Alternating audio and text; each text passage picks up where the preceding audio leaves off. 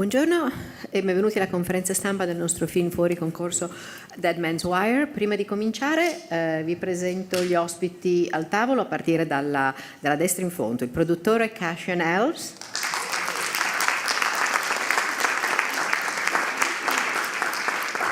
lo sceneggiatore del film Austin Kolodny,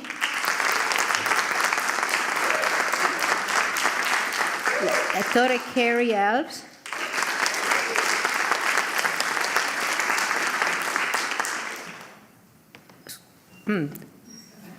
l'attore Dacre Montgomery, sorry, I wrote it down. Gus Van Sant,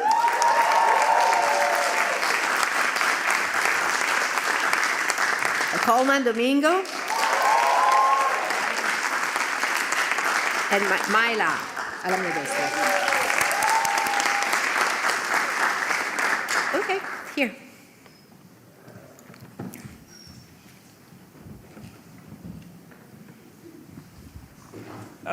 Hello, everybody. Congratulations. What a fantastic film. It's Stephen Schaefer for the Boston Herald. Gus, congratulations on the festivals honoring you tonight, I guess. And with this movie, where did you come up with the idea of taking this real crime incident and turning it into a film? And Coleman, is there really a DJ like that? And if so, was that your way into the character?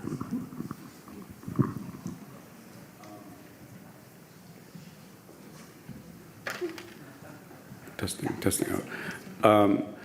I think my origins were just a year ago, and the script existed before I was involved, and I was interested. Mostly, it was set in the Midwest, which my family is from the Midwest, and they never shoot in the Midwest, so I was quite interested in the locality, and of course the story was quite bizarre, and that was an attraction to, you know, the whole contraption that he had made in order to not get killed was outrageous and a strange way to abduct somebody, and the whole idea that the reasons why he was abducting Richard Hall was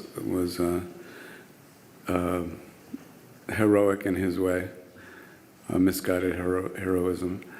And I don't know, can you guys, like, Cassie always, the producer, was the one who showed me the script or suggested it. One day I ran into him in a restaurant, and Austin, the writer, probably there's origins that you guys could talk about. The origin for me was Tom Culliver, who's sitting right here in the orange shirt, who works with me, said, I just optioned the script to somebody else that actually I didn't like very much. But we were in partnership, and so I read the script and go, this is pretty good.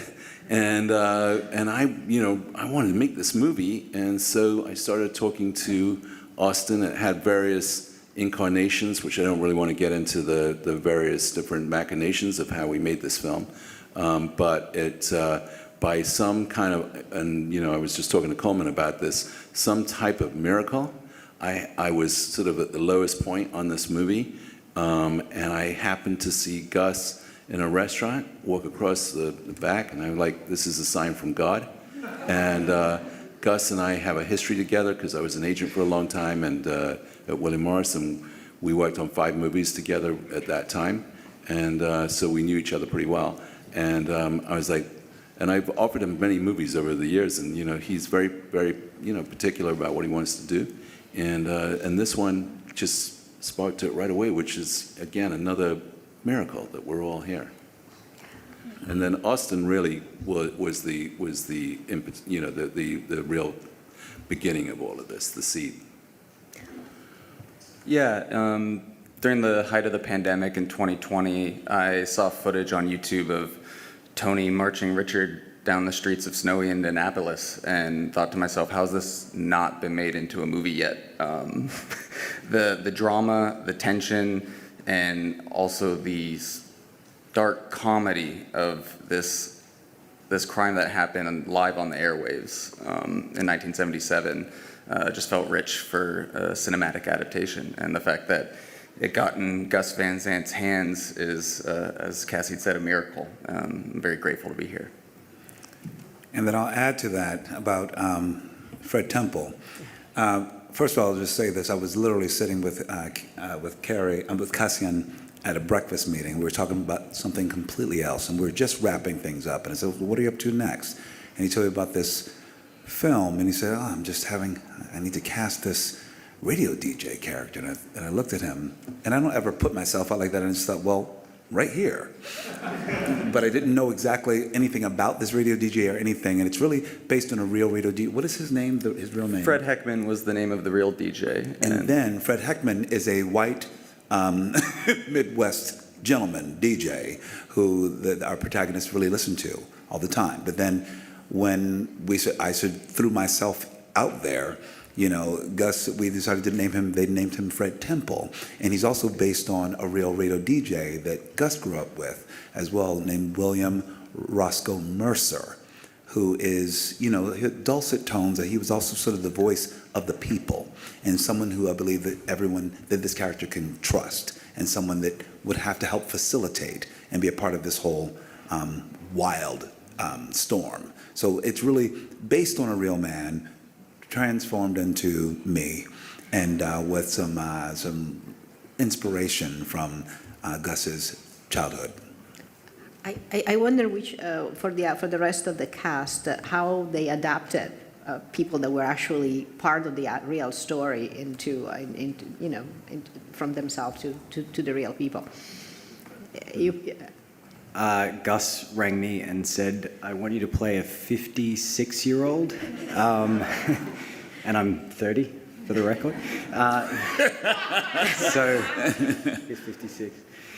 So we got hard at work doing a lot of different cosmetic things. But I think it's a joke in that, but it also is a testament to Gus, which I think is to say that everything is malleable. Like, I think it's an ever-evolving process, which was a big learning for me, because when I create a character, I feel so definite and set in my ways and so rehearsed and so studied and so, I don't know, in my own bubble. And the great thing about Gus is that he kind of forces you to think outside of that, and it becomes an ever-moving, evolving thing, your character and the story throughout the shoot, as inspiration strikes him, which was really special for me and nice to break me out of my 30-year-old bubble into my 56-year-old bubble, if that makes sense.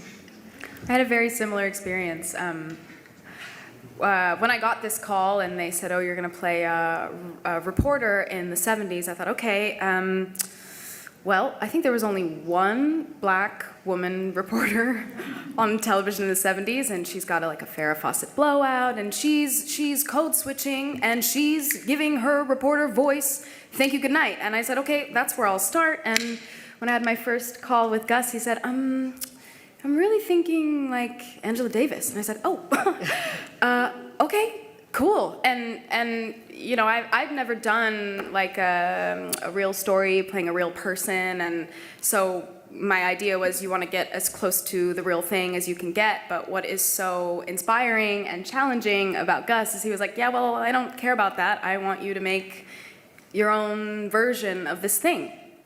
So yeah, it was really a lot of play, a lot of fun, a lot of exploration, and I did my best Angela Davis as a reporter, so we'll see how it goes down.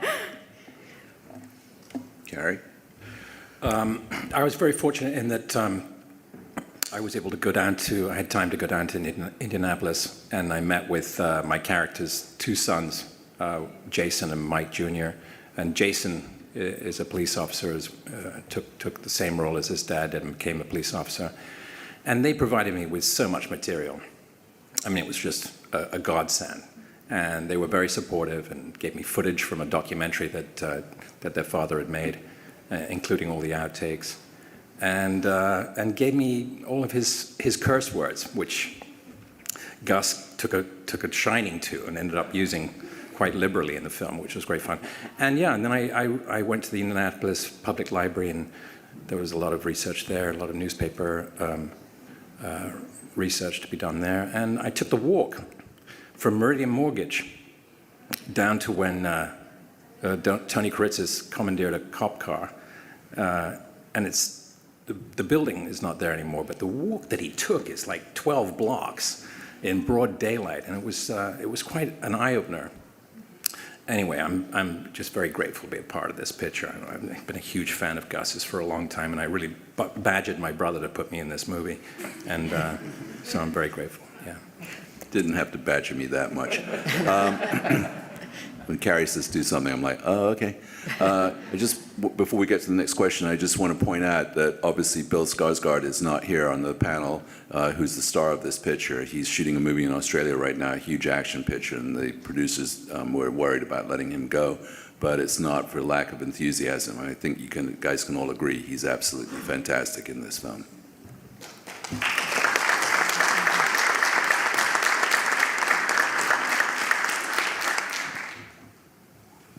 Hi, my name is Zachariah from London, speaking with Future First. Congratulations on the film to you all. Firstly, I want to say, Coleman, your outfit is amazing and you have the most incredible fashion sense in the world, I think. Well, thank you so very much.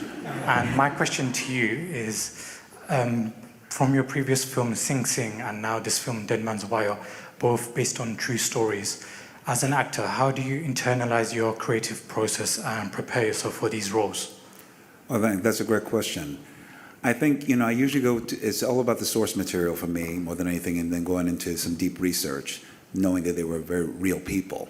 And then how to translate a man like Fred Heckman into someone who lives in my body, which is what Gus gave me liberty to do. And really how it's going to help serve as a function in the film and sort of like be a voice you can trust. So I knew I knew the voice was a major part of this experience for me, and how tonally it'll help move and animate the film in a way. I knew my role in it. You know what I mean? I knew, I have to be a grounded voice of reason, and that's my main objective to play in this. While Bill and Doc they're dancing all over the place with this wild storm. And so for me, it started there. And really, the beautiful thing is I shot all of my work in 3 days? So I came in and shot all my work out in 3 days. I feel like it's like 2, maybe it was 2, because just went back to back to back. It was sandwiched in between, because I feel like there are roles like this and artists like Gus that you're like, oh no, I will work up my schedule to do this. Because I was on my way to London to do another film, but I wanted to stop in snowy, the snowy climate to do this work, because it's important work. And I feel like it's important for us to tell these stories, because I feel like these stories are so heightened, and it's really about an everyman feeling like they have no resources or any agency in the world. And I feel like, we need to tell stories like that again and again, because this is exactly what happens when people are pushed up against the wall. And so we can prevent things like this by really examining these people as human beings and not looking at it as something so extraordinary and outside of ourselves. So that's what really, I knew my function going into this, and I wanted to help tell a story like this with whatever I could give. I have a follow-up question for Gus. Gus, Tony's story is happening in 1977. It feels so contemporary. It feels that since then we are again in a moment of frustration and powerlessness, where something like this can a person can be forced into something like this. Is that part of what interested you, beside the Midwest setup?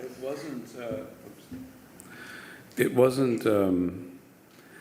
At the first, juncture, it was the kinds of Luigi Mangione moments in our history happened right after we started, and in November. We started in September, so like halfway through prep, we realized, there's things happening that are, and the election happened as well. Things are kind of dovetailing into our own project.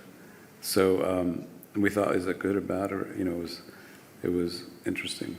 Did that affect the script or the tone in any way? No, we just kept going, like telling our story. So it did probably affected us as we made it, but not. We didn't change anything Not the about material. There was a question here. Bruno de Ruisseau, Les Rock, France. There are some connection between this movie and Elephant, starting with the presence of John Robinson in the cast. For you, are the two movies are speaking to each other in a way? Thank you. Yeah, I think because of their intensity and violence, they definitely have similarities in the tabloid ness of the stories. There are similarities. I mean, they're quite different in the way they're told, but yeah, there are. Thanks. A follow-up, Gus. You've done. It's not only Elephant. It's also other films of yours, like Milk, that have come from from the news, and you seem to find a way to tell these stories that is both really, really personal and truthful to the origin material. Can you discuss that? And if you have a philosophy, if there is anything that you can describe that is what makes it. Yeah, I think it had a lot to do with Milk in the sense that there was a lot of footage of Harvey Milk, in a whole lot of footage, available to us, and we used in the film. We were using clips and things, and also in this story, there was a lot of material that was online at this point. It was online, and we were referring to it a lot, and we're using it as well in the cut. There, sorry.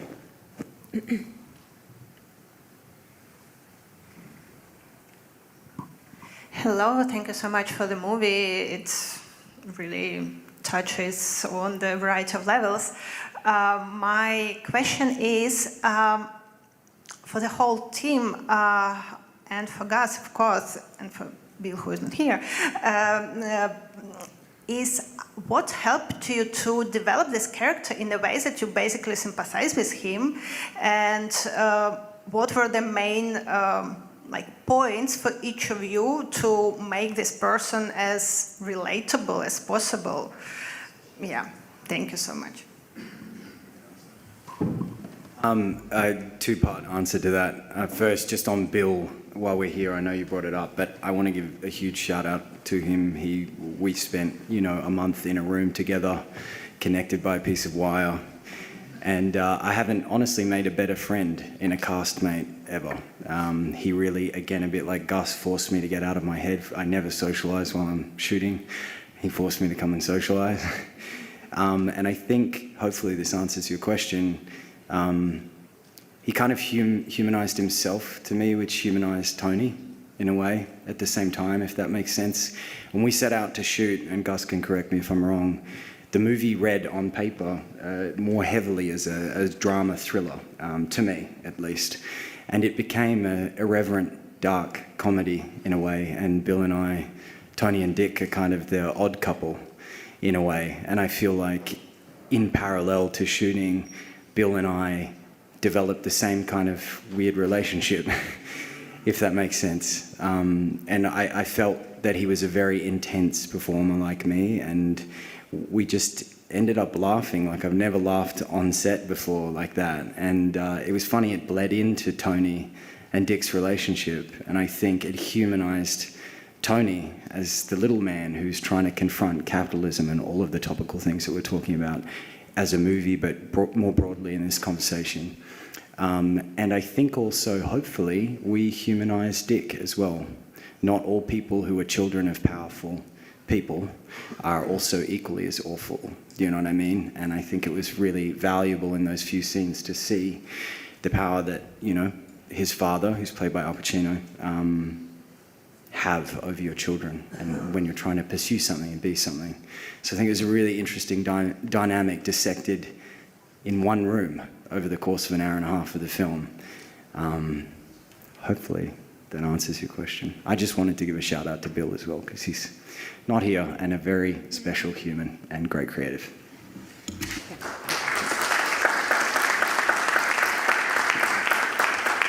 Yeah, I think also like Tony has this, he's just out of his mind from the beginning. He's very angry. He stayed that way for 3 days without sleeping. He was just at this peak of just anger with humor mixed in, strangely, but almost like somebody that you might find in public who is just screaming things until you listen to what he's saying and you go like, oh, they need help, they're like something behind why they're screaming, and you want to kind of help them, so they have like an empathy. Hello. A question for Mr. Van Sant and for the cast. Do you think that violence is never justifiable, or this story teaches us that we should always look for reasons why people become violent, because we all have the potential to become violent? Can I just say something in this? And I don't want to get into this, but I had an experience with somebody who got quite violent on a plane, and I think and actually ended up looking behind it into the story, and now he and I are friends. And I think that's the message in the film, is that we all rush to judgment all the time about people, and go, oh, that's a crazy person. But actually, when you actually get to look into the story and really find out what's behind the thing and what's going on, it's always very human. And I think that's what Gus pulled off in this, and what the actors pulled off is it's very human.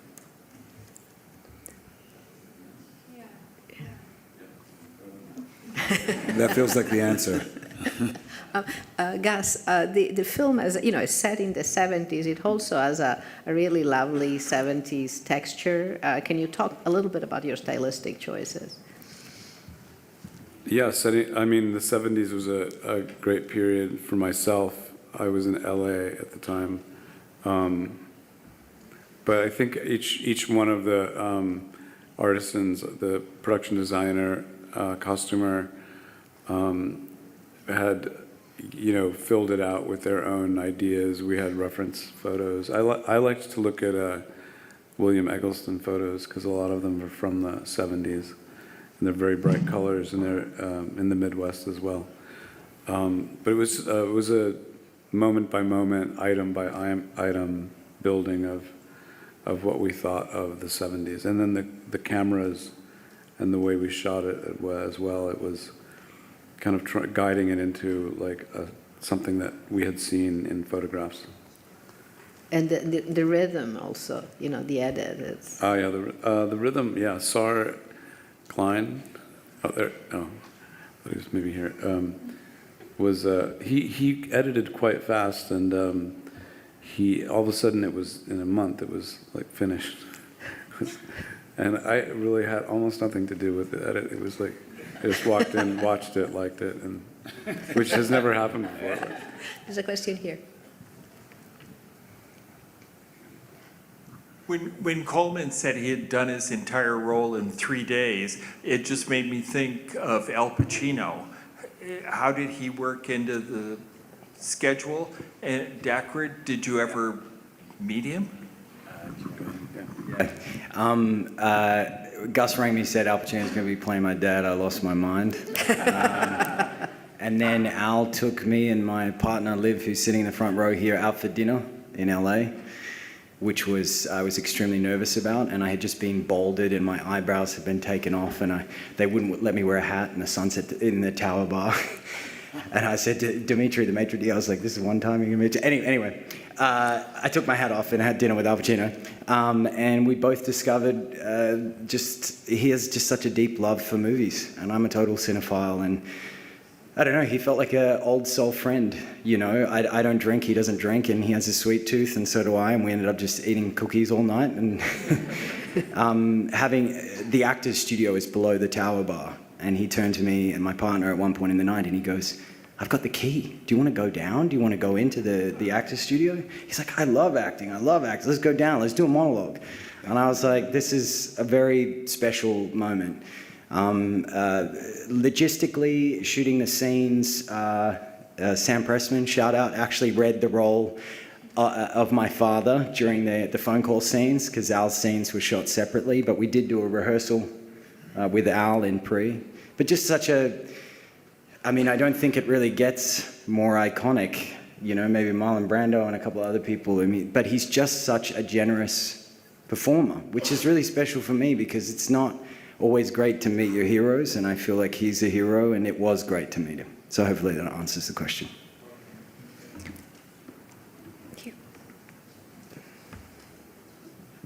Thank you. Mariana Borrull, Fotogramas, Spain. Thank you for the amazing movie. It's one of my favorites this year. This is a movie about losers. I'm sorry, but I mean, Billy's playing a loser. I don't know if you Gus could comment on the necessity of talking about people who are losing right now. And yeah, what do you think about that? Thank you.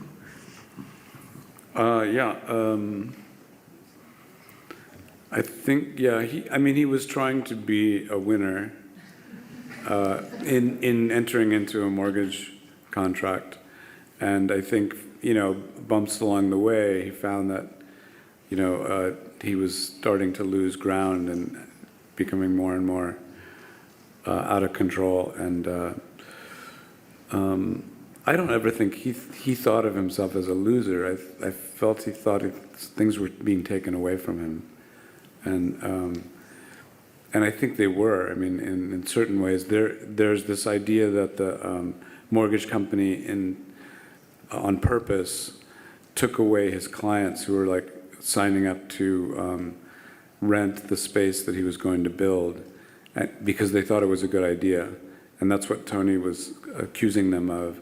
And Richard in the story, kind of on the phone, sort of seconds the idea is like, we have been sort of cagey about this particular mortgage, and driving Tony more crazy. But I think of him, he's fighting, a larger entity, and in this story, I don't find that he's, losing so much, but he's fighting. I think many films that I've made have the people are fighting from the bottom, and if they're losers, they're maybe sympathetic people that are fighting from the bottom, not necessarily losers. There's a question here.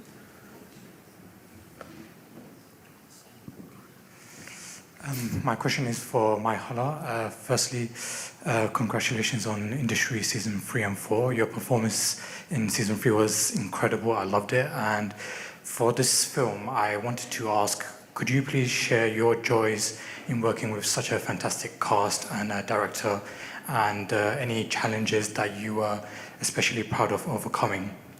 Yes, I will happily share my joys. And thank you very much. We're very proud of Industry, so I'm grateful you enjoyed it. First of all, just start with working with the cast. I felt so similarly to Dacre, and I have found a friend in him as well, as Bill. It was an absolute joy and a pleasure to work with them, and Carrie as well, like an icon and a legend in his own right, and also like one of the sweetest men alive.